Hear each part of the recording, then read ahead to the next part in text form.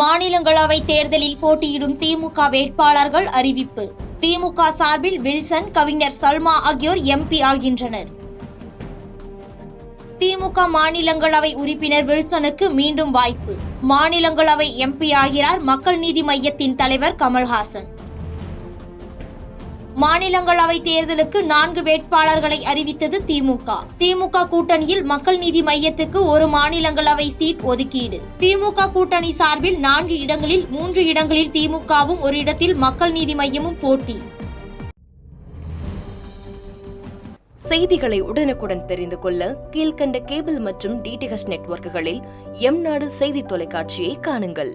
பாதகம் செய்பவரை கண்டால் நாம் பயம் கொள்ளலாகாது பாப்பா.